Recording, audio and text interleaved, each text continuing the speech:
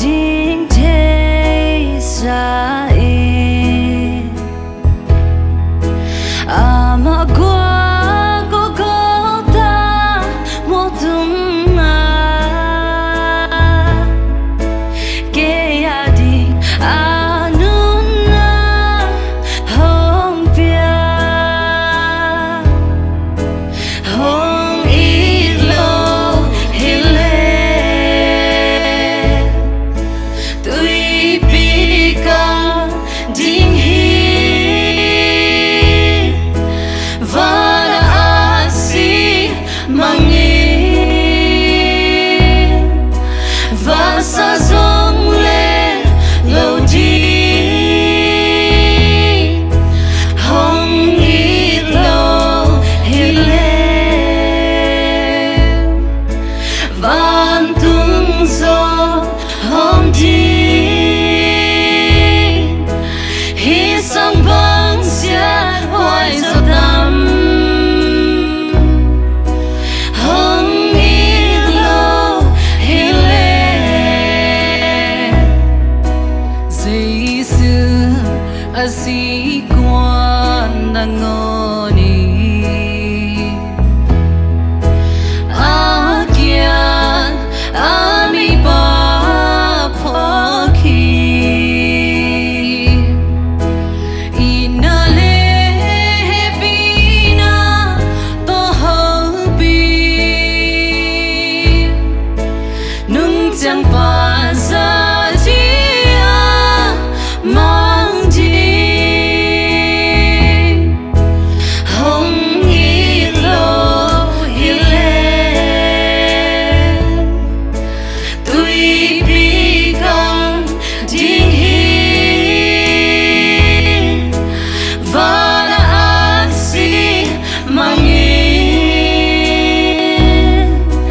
vasa zong le lo di hong ilo hile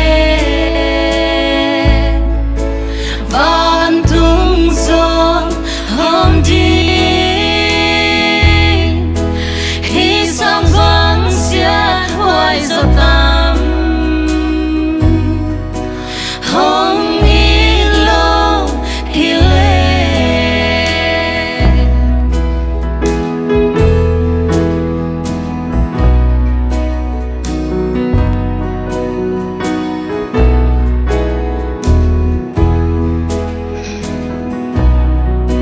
Jesus van in vi nas chia in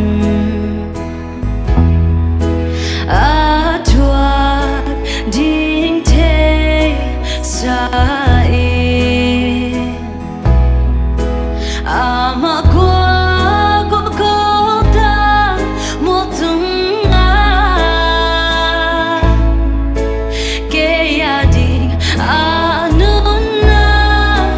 hong pia amen hong ilo hile tui pika ding hi vana asi mangi vasa zong le lo di hong ilo hile